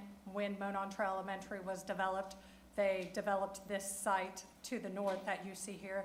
That was planned to be a public library with 196th Street coming through. Since Meridian cut off 196th Street, that is no longer a proposed thoroughfare, and the library kind of went away. Now we have this early learning childhood center and central administration building. The central administration building will face east to Tomlinson. The early childhood education center will face south to the entry drive to Monon Trail Elementary. And so we're trying to keep those landscape along there similar. When this was master planned in 2007, the requirement for Monon Trail Elementary was a 40-foot buffer yard. Ours is now a 10-foot minimum external street frontage. We also have some overhead transmission lines, a Duke easement, sanitary, water, and gas that we're trying to not interfere with along there, along with the culvert pipe for a regulated drain and some utilities that need to come in to service the building. And then the drainage was also master planned, and you can see their proposed pond was in that southeast corner of the site, just north of the school. The drainage requirements have changed, water quality, things like that, since 2007. Our pond needs to be bigger, so we stretched it out north-south along that entire frontage. And so our edges are less meandering than the ordinance would like us to see. But to meet water quality requirements and depth for the pond, we need to be long and skinny, and that meandering edges will take away from the total volume of storage that we have in the pond. So the meandering edges is a requirement of the UDO as opposed to what the original school plan was? That's correct. That was a new standard, I think in 2014-ish, somewhere in there, well after the school site was approved. Can you describe that standard? I meant to look it up to understand what exactly are they meaning, and this could be for petitioner or Kevin, either one. What established, I mean, it seems like kind of a subjective term to have for a standard. Can you kind of put in terms how that standard is meant to work? Probably not straight lines. But I mean, While they're looking up the exact standard, I can say that the intent of it is to definitely make sure that these ponds don't look like just retention ponds, to make them look as if they were natural, and I think the definition has some sort of effect to that. Yeah, I'll read it. It's short. It says, detention and retention areas shall be designed to be natural in appearance with meandering edges. So Okay. really, it is a bit subjective, but I think pretty consistent application has been, we don't want long, straight edges, so they're not boxy in appearance. So there's some sort of curvature to it, Okay. not just rounded corners, but a little more to it than that, and they're suggesting that that kind of design wouldn't work for I was their. gonna say, I have a grading plan, but I think we're missing the mouse here that I brought so that you can see it. So our pond is long and it's not long, or it's very long and not very skinny. It's 132 feet wide, total edges. Thank you. And it's about 450 feet long. See if I can find where I'm supposed to go. I think, did it get closed?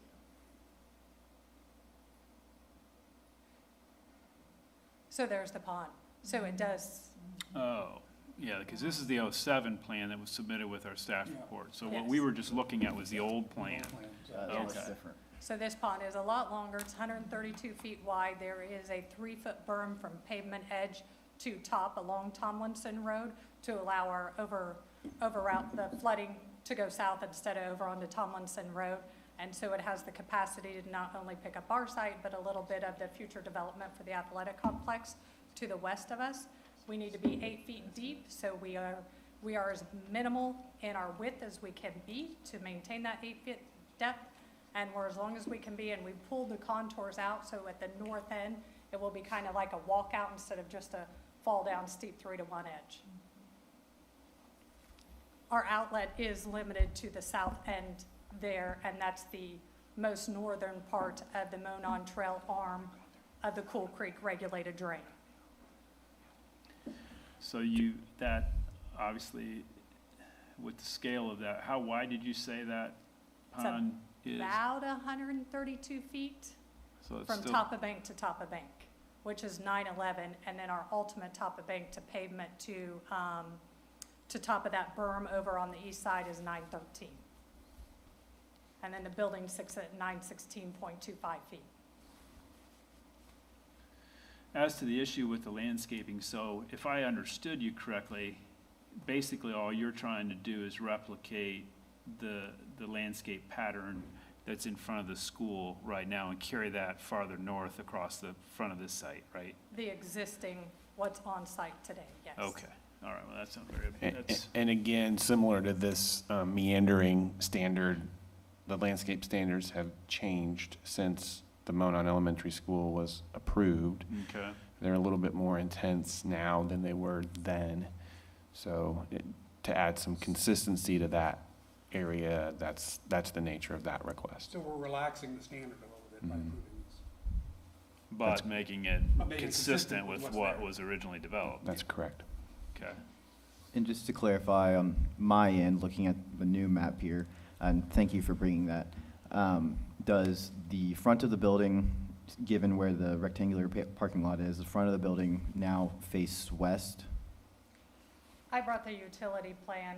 It may be a little simpler to see what's going on than the grading plan with those spots on it. So there we go again. So this area right here, this entrance is the entrance to the Central Administration Building. And then this entrance facing south is the entrance to the Early Childhood Learning Center. And then we will have entrance here that comes around to the back. There's bus parking and drop off here. The parking is the parents will come in here. They will park in this parking lot. They walk their children in because these are young children and developmental.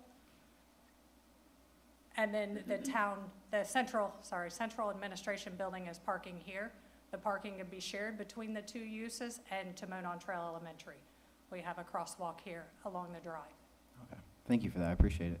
So you mentioned the sporting facility that will be to the west, so just for, again, clarification, the rectangular parking lot then will then also act as a double service for those grounds? Yes, that's a Okay. future parking lot. Okay, Yep, that we're getting permitted through TAC. okay, For that use, if that does come to fruition, or overflow parking for these two uses as well. And Monon Trail, it's pretty close to. mhm, And bus traffic from Monon is to the south of the building, right?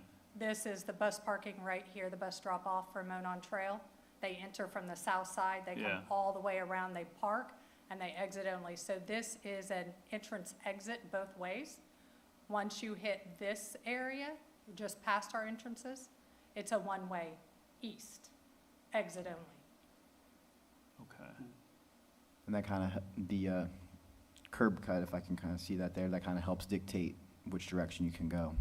Yes, it's only about 18 feet 4 inches. Okay. So, and there's do not enter signs, both right there. So all the parents to the Early Childhood Learning Center and the Central Administration Building will enter and exit through this drive, and then enter and exit on the north side through Tomlinson. Okay, thank you for the explanation. Yes, appreciate it. Did you have anything further to add, or?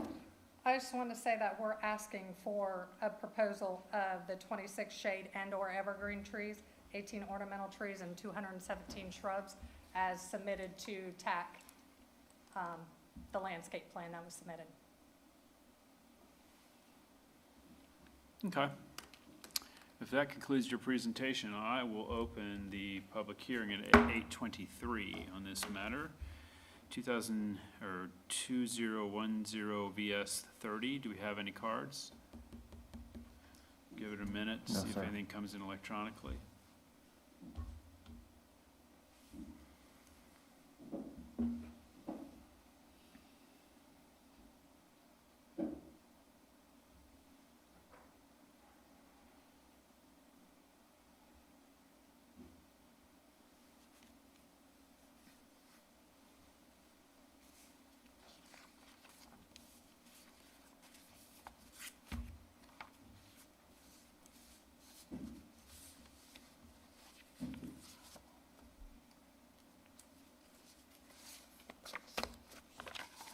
This is Darcy Fowler with Context Design. If I can correct one thing that Darcy Pelham said about our request before we vote.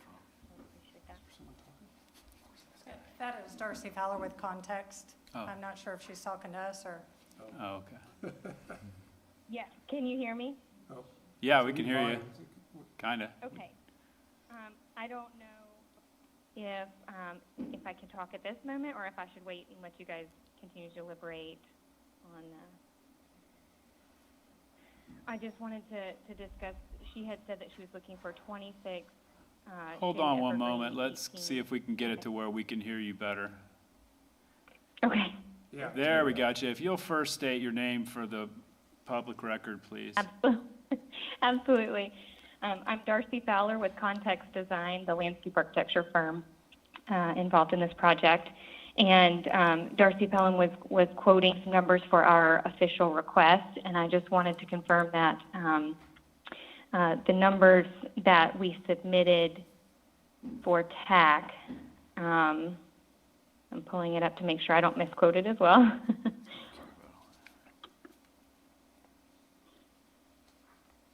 Were for 35 shade trees or evergreens, 19 ornamental trees, and 53 shrubs. And we could go into details on why we have those numbers if we need to, but if you guys are satisfied, then I'll leave it alone. Well, and I guess I would just ask for clarification.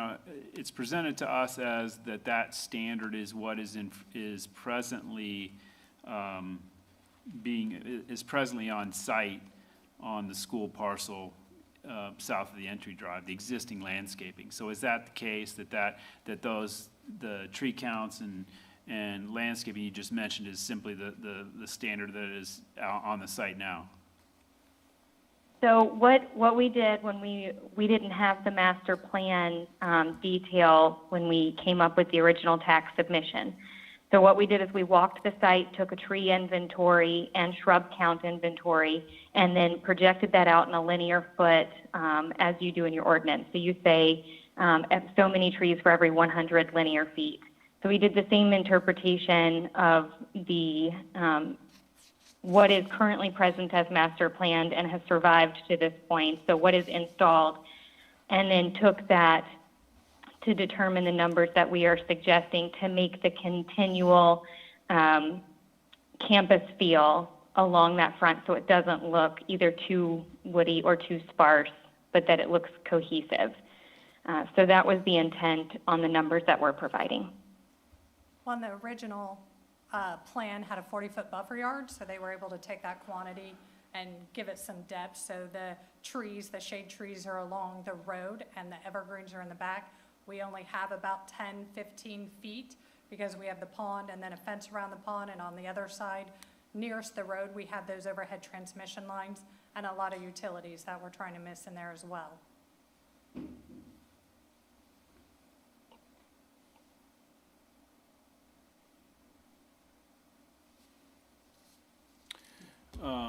I assume you've got no additional communication.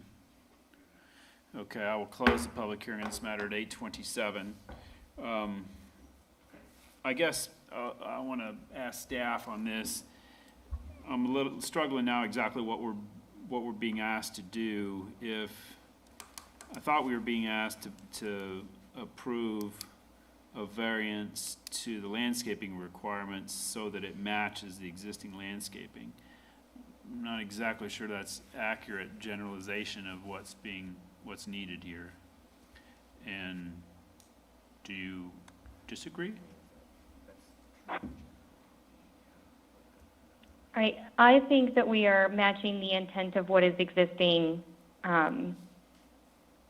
by going through and doing the inventory and matching. We're actually going above the numbers that would be consistent with what was required for quote unquote what's master planned and implemented right now. So we're going above that a little bit, but the intent is what we were trying to do, and I think we're hitting the intent, but the intent doesn't match current ordinance is why the variance is. And that part we're comfortable with. We're comfortable with intent. I guess I'm. It's the wording of the variance that we're. Yeah. Yeah, I guess I'm kind of thinking about how to word this too. I would agree that that's the intent here, is to kind of mimic what's happening It's on the application. from a landscaping perspective south of this site. Is that fair? Yes. Okay.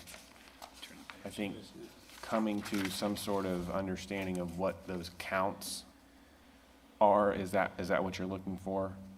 Yeah, I mean, it sounds like in the staff report where you've got the, I'm sorry, I should have just referred to the chart that you have in here. Because we can gear the motion towards the proposal, the table that shows the proposed landscaping, correct? And then we can stay out of something subjective like intent and just go straight for the, Well, these two tables, though, one is the UDO and one is the Monon Trail Elementary School Master Plan. oh, And so what they're doing is extrapolating from that 2007 plan, from the current boundaries of the school, and then extrapolating to the new piece of real estate here. And so they're using the same standards from 2007, right? 2007, the master plan, and extending that to this piece of property. That's what the staff has done in the staff report. We're asking for even a little less than that because it was a 40-foot buffer yard, so it allowed that depth between shade and evergreen trees. So what we're asking is a little less than that to be applied to this, but keeping with the intent and the character of that space in ornamental shade and evergreen trees with some shrub-row, but to be able to do it in a more condensed space, but not to condense the landscaping so much that we have a high fatality.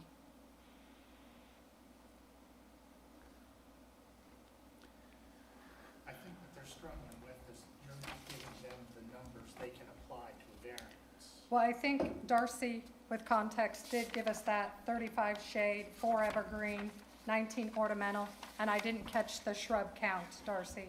If you could fill that in. 53. 53 shrubs. say the category and the number again, please. So 35 shade trees, 4 evergreen trees, 19 ornamental trees, and 53 shrubs. That would be on the entire length of the property. We don't need location. Numbers are fine. I mean, just giving numbers is fine. We don't need location. Staff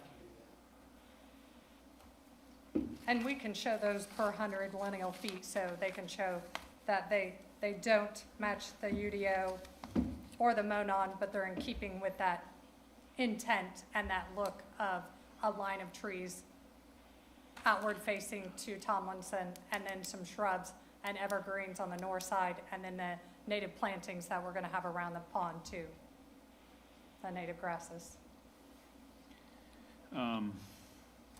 Yeah, I think we're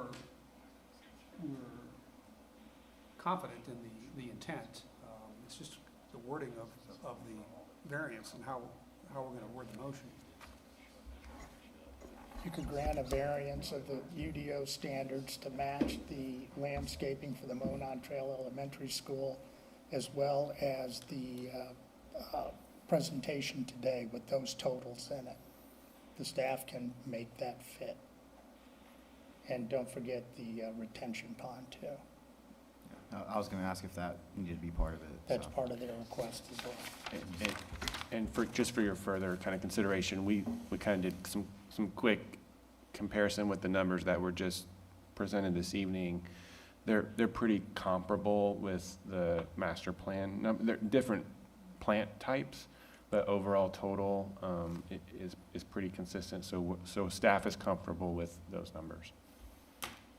So basically having something, I mean, the staff report indicates, or says the request is to modify external street frontage landscaping requirements to match existing landscape for Monon Trail Elementary School. So something as general as that is something that's workable from staff's perspective.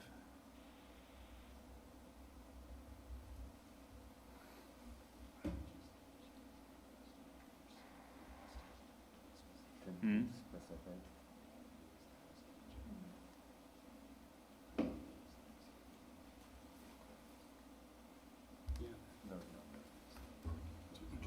Yeah. That might be the motion. Yeah, I don't see, And then- based on what we have, I don't know. Referencing. Okay, I think, so, I don't know that we need to repeat the numbers again. We have them for the record. We can go back and Okay. clean up the record, but I think it's, for the minutes. But I think it's those numbers that were stated this evening by the petitioner are replacing the UDO requirements for street frontage. Is it street frontage? For street frontage, external street frontage landscaping. If it helps, those should be the same numbers that we presented in the revised material to TAC on Friday, which was what? like 10. the 9th or something. 9. It's neither So here we- nor there for our Yeah, purposes. I mean, so this is in process, this is in detailed development plan review process, which is Mhm. kind of what brought this up to begin with. So for simplicity's sake, should we just read as part of the motion the request that's listed? Let me take a hack at it, and then you tell me if you think it's sufficient. I'll make a motion to approve 2010 VS 30 to modify the external street frontage landscaping requirements pursuant to petitioner's presentation to match the existing landscaping for Monon Trail Elementary School and remove the meandering edges standard in the AGSF 1 district. That works. And then two conditions. Subject to, I'll make that motion, subject to the conditions, where are they? So that first condition would no longer apply. I think it references to a site plan or concept plan that's not the same numbers that we're talking about this evening, so. Oh. So it's just the second Okay, listed so the condition is the only other one. Subject to you need. condition, the petitioner should record acknowledgement of the approval with the Hamilton County Recorder's Office and return a copy of the record instrument to the Community Development Department. And I'll second. Motion by myself, seconded by Mr. McCarty to approve 2010 VS 30 as presented. Roll call vote, please. Mr. Kingshill. Yes. Mr. Schmitz. Yes. Mr. McCarty. Yes. Ms. Fortier. Yes. Motion carries. Thank you. And I will make a motion to adopt staff's findings of fact for the approval of this petition. Second. Moved by myself, seconded by Mr. Kingshill to adopt staff's findings of fact for the approval of this petition. All those in favor, voice vote indicate by saying aye. Aye. Opposed, same sign. Motion carries. Thank you. Thank you.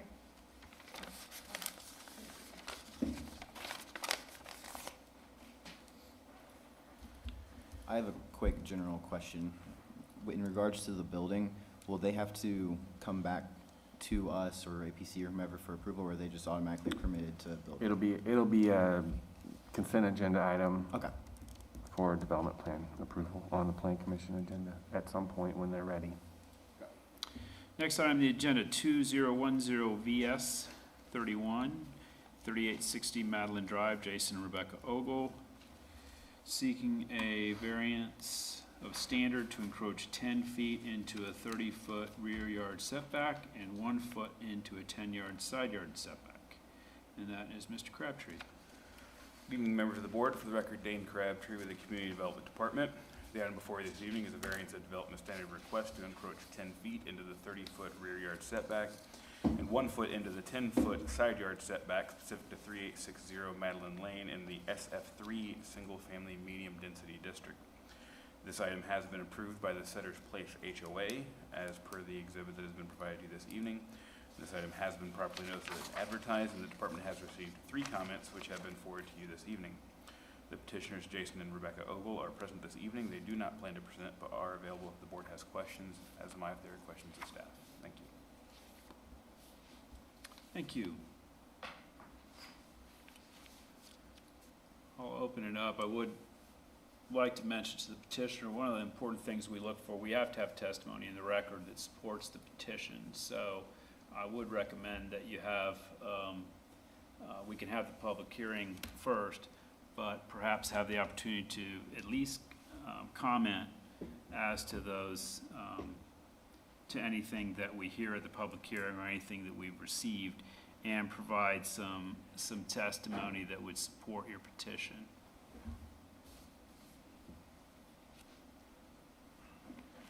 Would you like to go first, or you want us to do a public hearing and? Okay. I'll open the public hearing at 8:39. We've had a few, we've had some stuff submitted to us prior to the hearing. Do we have any cards? Cards, Kevin? No cards? No cards. Okay. Keep an eye out for anything electronically. Jason, have you had the opportunity to see the emails that we were furnished? I've seen two of the three. Okay.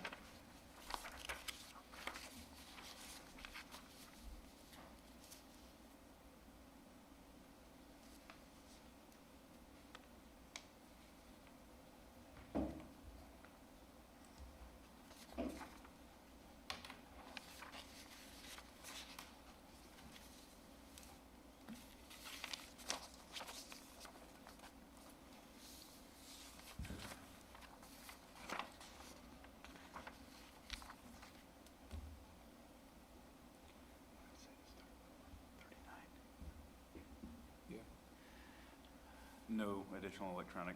Okay, I'll close the public hearing at 8:40.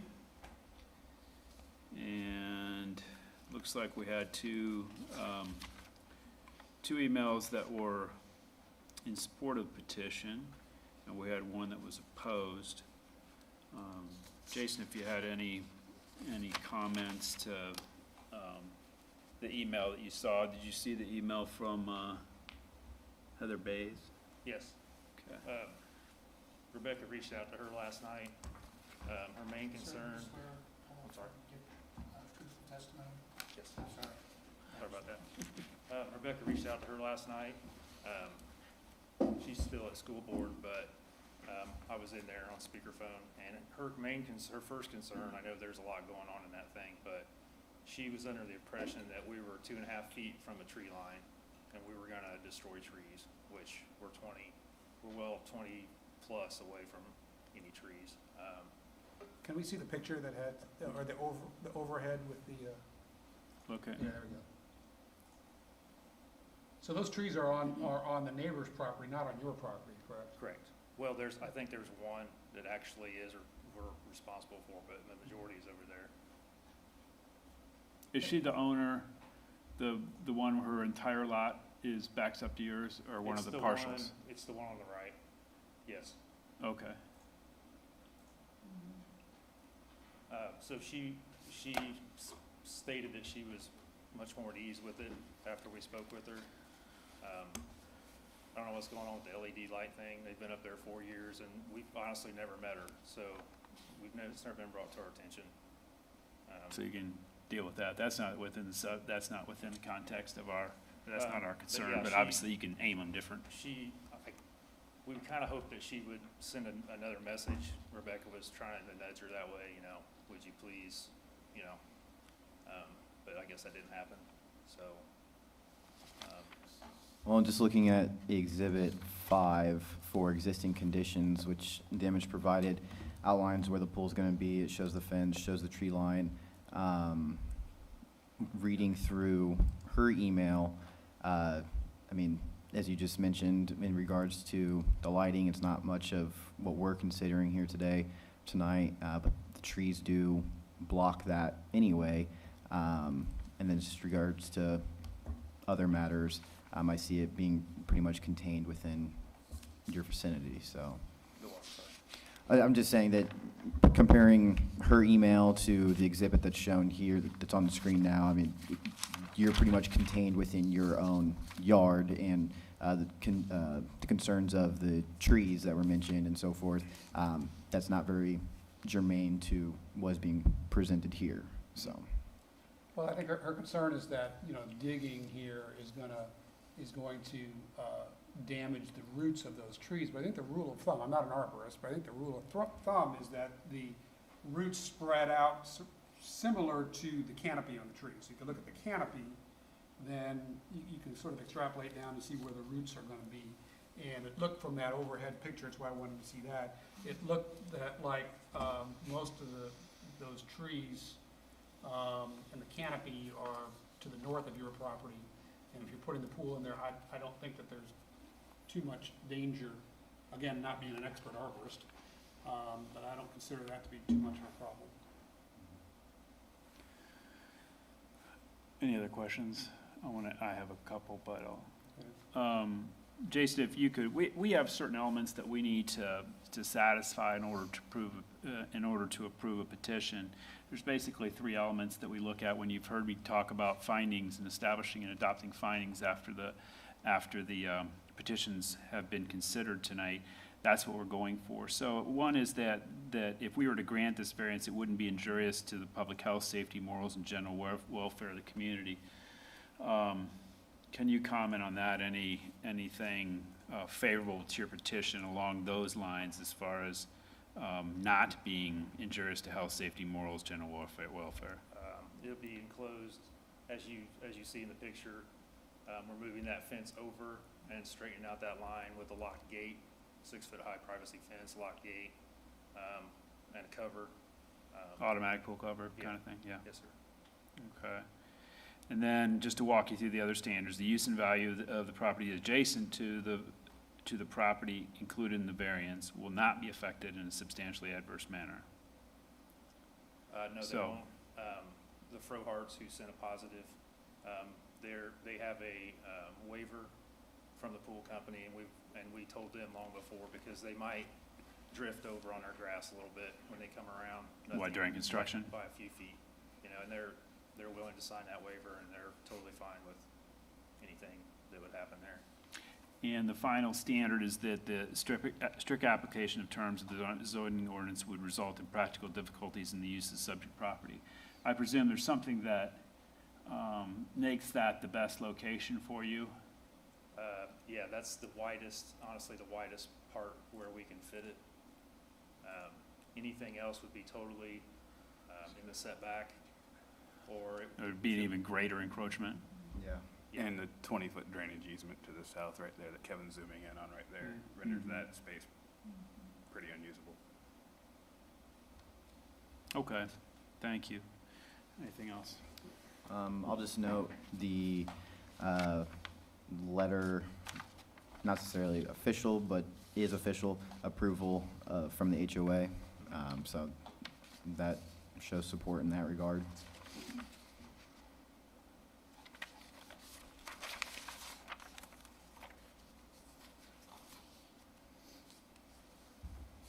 Okay, unless there's any further questions for staff or the petitioner, I'll entertain a motion. Just to note, is there any conditions attached to this? I don't see any. There is not. If you wish to add them, you can, but there's not. I'm good. I'll make a motion to approve 2010-VS-31. Second. It's been moved by Mr. McCarty, seconded by Mr. Kingshill. Actually, can I add is, by virtue of a general motion without conditions, is anything tied to the site plan? No, it would not be. It would just Okay. bill out. So if you would like to make a motion to Yeah, tie. Mr. McCarty, would you amend your substantial compliance, are you agreeable with motion that? to be subject? The condition that this be approved if with substantial compliance to this site plan. Okay. Would you amend your motion accordingly? Yeah, I'll amend my motion to include the condition of the project being adherent to the site plan. And Ken, you'll second that motion? Yes. Motion by Mr. McCarty, seconded by Mr. Kingshill to approve 2010 VS 31, subject to condition that it be built, constructed in substantial compliance with the site plan. Roll call vote, please. Mr. Schmitz? Yes. Mr. McCarty? Yes. Ms. Fortier? Yes. Mr. Kingshill? Yes. Motion carries. Thank you, and I will make a motion to adopt staff's findings of fact for the approval of this petition. Second. Moved by myself, seconded by Ms. Fortier to approve staff's findings of fact for the approval of 2010 VS 31. All those in favor, voice vote indicate by saying aye. Aye. Opposed, same sign. Motion carries. You are approved. Thanks.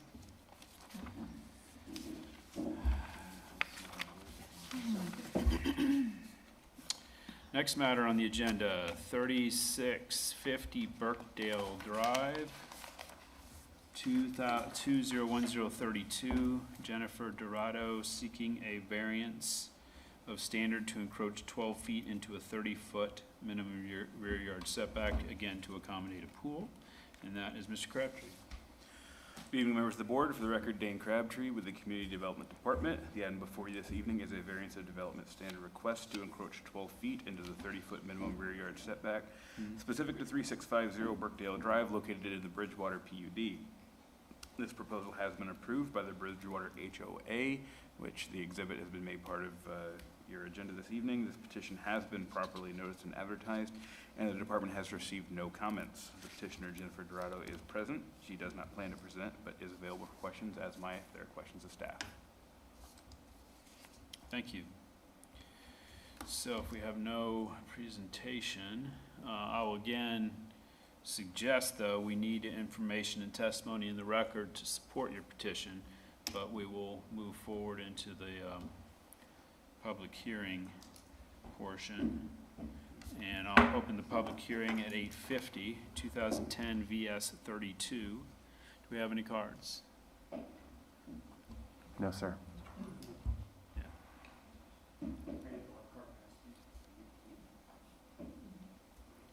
For the record, David Mennel, representing Bridgewater Master Association. I do. Thank you. I just thought I would confirm that this has gone through the approval process, and that I would suggest, similar to the others tonight, that it be conditioned on being installed substantially compliant with the presentations as to the site plan and the approved landscape plan. Unique, this is not on a golf course, so we don't have some of those issues, but it is open to a lake retention area with a lot of neighbors behind it. So we're very cognizant of keeping the privacy and buffering any outdoor areas around that lake. And that's been considered and agreed to on this. Would the findings of fact that we approved earlier that were presented to us, would those apply here as well? I believe so. Well, there was the issue about diving boards and slides, and I mean, there's a little more to those than necessarily than. So I can't speak to the diving board and slide strategy on this pool. Well, was that all that you had? Because I have a follow-up question for you. Okay. That's all that I had. You alluded to a landscape plan submitted. That's submitted to your board, correct? That's correct. Okay. The initial request did not have a landscape plan, so I conditionally approved it subject to a landscape plan to be followed up. They did follow up with that landscape plan in detail that I signed off on this last week. Okay, I got you. I just want to make sure. Okay. And is that the one within the HOA approval provided for us? If it's attached properly. Yes. Yes, that's it. So if you scroll down a little bit around the pool, I'm sorry, the other direction. There's a landscape plan along the backyard, around that pool area and down the sides. This is now, I see that this backs up to a pond, and we had one that maybe you would recall that was quite adversarial maybe 3 years ago or so on a pond. Is that this pond? It is. I certainly do remember it. And it didn't go well. The applicant came in and made a lot of promises that they really didn't keep. And that pond, or that pool, still is not 100% complete. What I did push them for, though, is to complete the landscaping. So from everybody's perspective, whether that pool's in use or not, isn't as much my concern as to that it isn't an eyesore. It was an eyesore for an extended period, and we pushed them hard to do landscaping on it. And he finally did an outstanding job on that landscaping, that it's completely buffered and closed in. Now, if it's the one I'm thinking of, we denied the variance, and then my understanding was he built it in compliance, so he didn't need the variance. Does that sound like we're talking about the same one? It's the Gonzalez one, and you could be right. I mean, he did pull it up. Simeo was one of the He did neighbors. pull it up close to the house to where Yeah, I think it could be he was in compliance with setbacks. I think we denied the variance for the setback, and then he was able to build it. Because that was part of it. We asked him, could you build it without the variance? He said, yeah, I can. Yeah. So that's, yeah. But you guys still had to deal with it as a We sure part of did. your processes, of course. Yeah. Okay. And in this case, to help circumvent that issue of compliance with completion, there has been a deposit, a refundable landscape deposit posted with the HOA of $2,500. I think I want to take advantage of your background here, because with this being so it was so controversial for the other one, what distinguishes this from that plan? Why are we not seeing half the neighborhood here like we did on that one? Because their concern was that they were gonna see a pool around the pond. Well, they're still gonna see a pool around the pond. I think part of it could be the location of this residence to the other, in the fishbowl, if you will. She's kind of at the end of the pond and not front and center, to where the others that were remonstrating were across the pond looking into it. Is that the and one on also the north side of the pond that we're talking about? Yeah, Because I thought they were gonna curl it around the side of the house. That's it right there. That was the unfinished pond that, or pool, that now has landscaping around it. We didn't get it. I thought it was gonna go. I thought he had to move it around to the side of the house because we didn't give him the variance. You know, there were two different ones, sorry. Okay, This one was approved to go there. I don't know if there was a variance required or not for this. There was another one that on a smaller pond, on. different pond. A different pond, That makes sense. also in Waterford, and he has not built the pool yet. Okay. Okay. That makes sense, because it doesn't make sense that those people wouldn't be here tonight. Okay, thank you, Mr. Mennel, appreciate your time. Anyone else?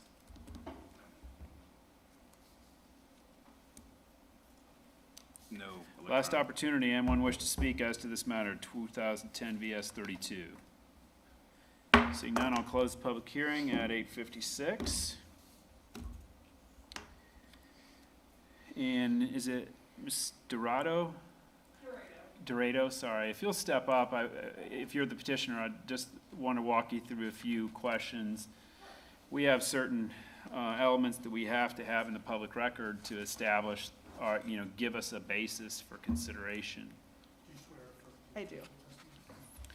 Now, I'm basically going to kind of walk you through the same things that I asked the last petitioner. We can approve your petition only if you can provide evidence in the record, testimony actually, that, number one, that the approval won't be injurious to the public health, safety, morals, general welfare of the community. Any comment as to that standard? Correct. No problem there? Have Okay. you heard from any neighbors objecting to this at all? No. No, I've shared with them. We actually installed a new fountain in the pond, so we had like a fountain party. So I shared with some of them at that time that I was Okay. like ensuring that we'll have the landscape plan, and we want privacy as much as what they want. And I know going in with the Gonzalez pool, I'm like, we had no control over their project, so we knew that could come up, but. Okay. The second element, the use and value of the area adjacent to the property included in the variance will not be affected in a substantially adverse manner. I'm sorry, say that again, That the use and value of the surrounding property owners won't be affected in an adverse manner. no, they will not. So I assume your enhanced landscaping, because the landscape on the plan that we just saw is new stuff that you'll be adding, correct? Correct. Okay. And finally, that the application in terms of the zoning ordinance will result in strict application of the zoning ordinance will result in practical difficulties in the use of the property. In other words, do you have options? Do you have other, looks like that's about the only location that makes sense. That's the only practical. location where, because I want to put like lounger chairs close to the house, and then I think we only have like 1 foot to 2 feet on the back side. And then we want to like have the trees so no one can see. I will add that I've, at the very beginning, when this petition was given to us, I reached out to our stormwater coordinator, because this does creep very slightly into the drainage easement back there, and the Public Works Department had no issues with it, just Okay. for the record. And they can address that with them anyway, so. And just in addition to the landscape and the pool, are you also adding the garage there as well? That hasn't been built yet? Yes, so that will be completely separate. We weren't going to do an additional variance for that, so we ended up shrinking it. And so it'll be within the 8 feet from the property line and 20 feet from our neighbors on the south side of us. So that's permitted and. Yeah, so because the garage will meet the UDO standards, if the board is inclined to approve this variance rather than say substantial compliance with the site plan, I would suggest substantial compliance with the swimming pool aspect of the site plan, just in case, because if the garage is different than this, you don't want to get caught up in that. Because this is, the garage has shrunk since this, correct? No, this Oh, is that is not, correct? this is not the correct, no, No, that that should is not, not. that should not have even been on the plan, Okay. so I need to have that approved through Right. Mr. Manal separately, so our architect is finished and it's all, But the pool you're seeking and the encroachment onto the rear yard setback is as depicted on this? correct. Okay, gotcha. Okay. And if we were to grant this petition, then if we imposed a condition that you built in substantial compliance with this plan, that's okay? Yes, I don't know, was there a condition on here? No. Yeah, I would just recommend in that event, say that in substantial compliance with the pool aspect shown of on the the site site plan, plan, yeah. so that way the garage is not a condition. Unless you have further questions for petitioner, I'll entertain a motion. Give a swipe at redeeming myself with the substantial compliance. So I will make a motion for approval of 2010-VS-32 with the condition, so as long as it is within substantial compliance with the site plan of the pool and landscape plan. Second.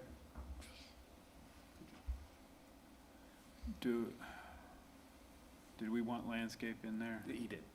Well, He's okay. mentioned landscape, and I think that it's substantial compliance with landscaping is fine, especially if they signed off on the landscape plan. Okay, all right, good enough.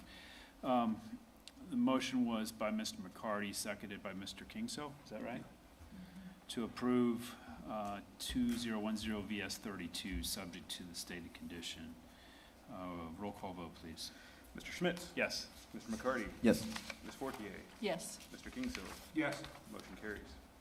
Thank you. I'll make a motion to adopt staff's findings of fact for the approval of this petition. I'll second. Motion by myself, seconded by Ms. Fortier, to approve staff findings of fact for the approval of 2010 VS 32. All those in favor, voice vote indicate by saying aye. Aye. Opposed, same sign. Motion carries.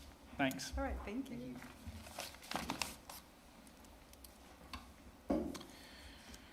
The final matter on this agenda is 2010 VS 33, 16080 Westfield Boulevard, seeking a variance of development standard to permit a dumpster enclosure within an established front yard in the local business district, and that is Mr. Ernest.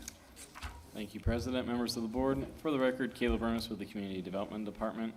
The property is zoned LB, Local and Neighborhood Business District, and is located at the southeast corner of 161st Street and in US 31.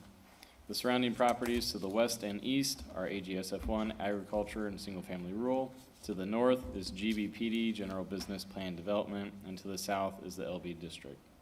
The petitioner is requesting a variance of development standard to permit a dumpster enclosure within the established front yard. This item does require a public hearing tonight, has been properly noticed and advertised, and staff has received no public comments. But Brad Schraggy of American Structure Point, representing SEP, is here and plans on making a brief presentation. Both he and I are available for questions. Thank you. Thank you.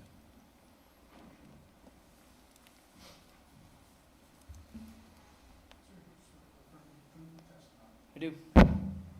Sorry. Again, Brad Schraggy, American Structure Point. I'm here this evening to request a variance to allow a dumpster enclosure in the front yard. This is the SEP project, as Kayla indicated, the southwest corner of 161st and Union Street. As you can see on the site plan before you, the site currently has 3 front yards. We have frontage on 31, 161st, and Union Street. So the reason for this variance is it leaves us little room to put the dumpster and still be in compliance with the not putting in the front yard. The only applicable yard is the south. As part of the development of this project, we were attempting to maintain as much of the existing trees that exist kind of on the south side of this parcel as possible and keep kind of the building hugged up against there. So in order to maintain that and accessibility to the dumpster without trying to put it right around the corner where it doesn't make much sense, the site plan before you is what we were anticipating. At this time, as you can see there, the dimension, we're about 300 feet off of the Union Street frontage, which is our closest frontage. I understand the intent of the ordinance is that you're not putting a dumpster right up against the right-of-way. Clearly, we're gonna have and also we have a tree protection easement or preservation that you see. It runs along the floodway there that actually will block any view of this dumpster from Union Street. So really, the only view you'd see of it is if you drove into the site, came up on the site, and we're sitting on the east end of the building. So at that time, I'm happy to answer any questions you may have about the project, and we'd ask for your approval.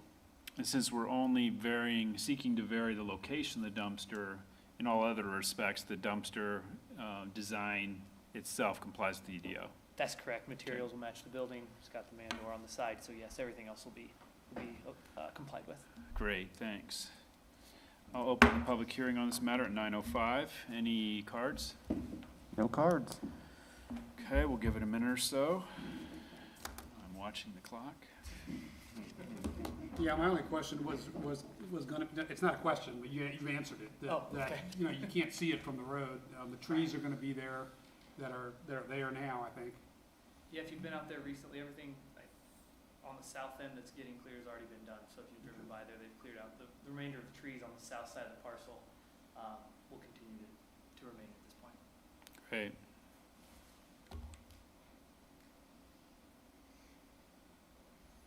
Nothing come in?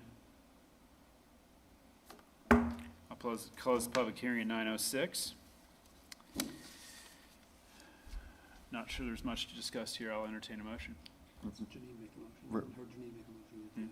What? Let's let Janine make the motion. Come on. Real quick before the motion.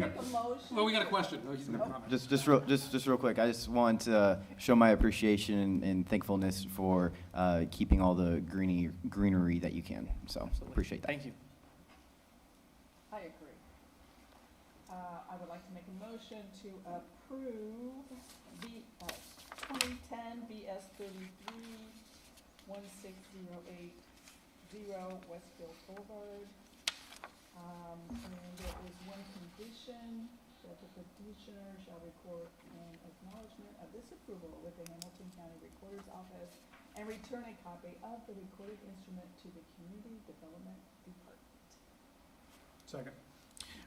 Moved by Ms. Fortier to approve 2010 VS 33, subject to the one staff recommended condition. Seconded by Mr. Kingshill. Roll call vote, please. Yes. Yes. Yes.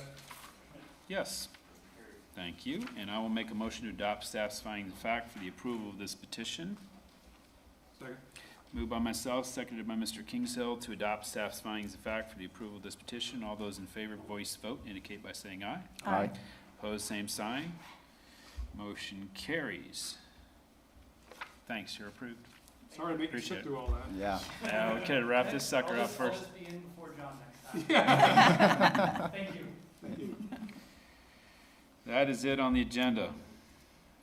I will entertain, Before we conclude, I wanted to say this at the beginning of the meeting, but publicly I just wanted to say thank you to my loving wife for allowing me to be here on our first anniversary. So. Happy anniversary! Don't you have to add something else? Victor, don't you have to add something else? I was going to say it in the last one, but I think I'll restrain. Can the record reflect Victor's lived here his entire life? It's in there.